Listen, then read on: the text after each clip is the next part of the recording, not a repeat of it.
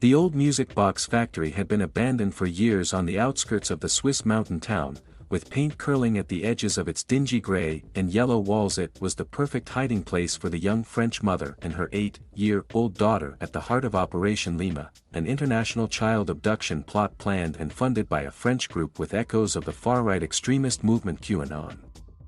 Lola Montemaggi had lost custody of her daughter, Mia, to her own mother months earlier because French government child protective services feared the young woman was unstable. Montemaggi found people online who shared the QAnon belief that government workers themselves were running a child trafficking ring. Then she turned to her network to do what she needed to do: extract Mia. The April 13 kidnapping of the girl from her grandmother's home marked what is believed to be the first time that conspiracy theorists in Europe have committed a crime linked to the QAnon-style web of false beliefs that sent hundreds to storm the U.S. Capitol on January 6. It shows how what was once a strictly U.S. movement has metastasized around the world, with Europol, the European umbrella policing agency, adding QAnon to its list of threats in June. QAnon influence has now been tracked to 85 countries, and its beliefs have been adapted to local contexts and languages from Hindi to Hebrew. A California father this summer took his 2 children to Mexico and killed them under the influence of QAnon and Illuminati conspiracy theories, federal authorities say. QAnon supporters also have been linked to at least 6 attempted kidnappings in the United States, convinced the children are falling victim to pedophiles, according to Mia Bloom, who documented the abductions for her book on QAnon published this summer. If someone is trying to get back their child and says they're with this cabal, there's now a support network where before QAnon it would not have existed, Bloom said. Part of Canon's loose collection of beliefs is specific to the United States, where the conspiracy theory began. But the conviction that there is a deep state conspiracy and cabals of government-sponsored child traffickers crosses borders, as does anti-vaccine rhetoric since the start of the pandemic. 2 men charged in the abduction were also charged last week in an unrelated far-right plot against vaccine centers. Montemaggi was freed Monday after nearly 6 months in jail, but remains under judicial supervision until her trial. Montemaggi is a 28-year-old woman with glossy chestnut hair and pale eyes, a lilting voice and a smile whose very edges curved upwards. 2 stars are tattooed on the fragile skin inside her wrist. She had Mia when she was 20, but she and the baby's father turned her over to his parents days after the birth, according to their lawyer, who publicly described social, professional, financial precariousness, maybe too much immaturity. Montemaggi would drop in for an afternoon from time to time. One day, when Mia was 5, her mother took her out to play. The 2 never returned, said the lawyer, Guillaume Fort.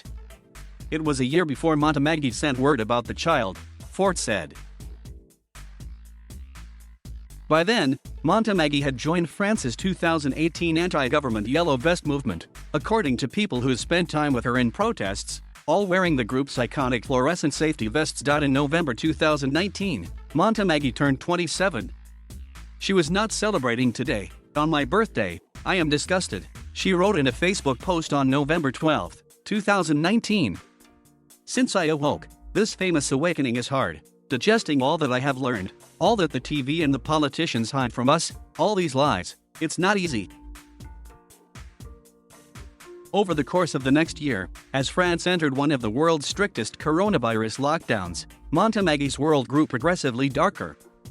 She believed 5G towers were concealing population control devices, Bill Gates was plotting to spread the coronavirus, and governments everywhere were trafficking children either to molest them or to extract an essence for eternal youth.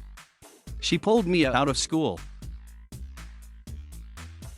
The month of her 28th birthday, she concluded that the French government was illegitimate and its laws no longer applied to her, beliefs central to what is known as the sovereign citizen movement.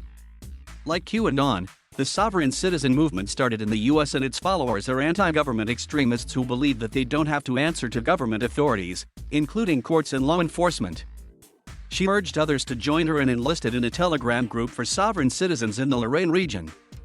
Montemaggi tended to leave short voice messages punctuated by a gentle laugh, trying to set up meetings, wishing people a Happy New Year, or admonishing those she thought were insufficiently dedicated to the cause. She told those around her she was going to empty her apartment, sell her furniture and go under the radar with her daughter. Montemaggi had been losing weight for months, arguing so violently with her boyfriend that her family feared Mia was in danger. To her new acquaintances on Telegram, she casually mentioned a court summons January 11th that would prevent her from joining a proposed meeting, a personal thing. She rejected the judge's authority to interfere in her life or her child's. The judge thought otherwise. Montemaggi lost custody of her daughter to her own mother. She could see Mia twice a month, never alone, at the grandmother's house in Les Poulières, a village about a 30-minute drive from Montemaggi's apartment. And she could not speak to her by phone. Montemaggi had no plan, but her beliefs were hardening. "There are no laws above us except for universal law," she said in one message over the winter to a Telegram correspondent. "There are no government laws. You have to understand that." While the Capitol insurrection in the United States is the best-known example of violence tied to QAnon, it is far from the only one. 27 people in U.S. have been linked to QAnon violence unrelated to the riot, 8 of whom also had ties to the sovereign citizen movement, according to recent research from the University of Maryland's National Consortium for the Study of Terrorism and Responses to Terrorism. A quarter of the QAnon offenders were women, an unusually high percentage for alleged crimes. In March 2020, a Kentucky mother who adhered to QAnon as well as an American sovereign citizen movement kidnapped her children from her grandmother, who was their guardian. In November the same year, a woman who had lost custody of her children shot her legal advisor in the head in Florida after deciding he had joined a cabal of child-stealing Satanists.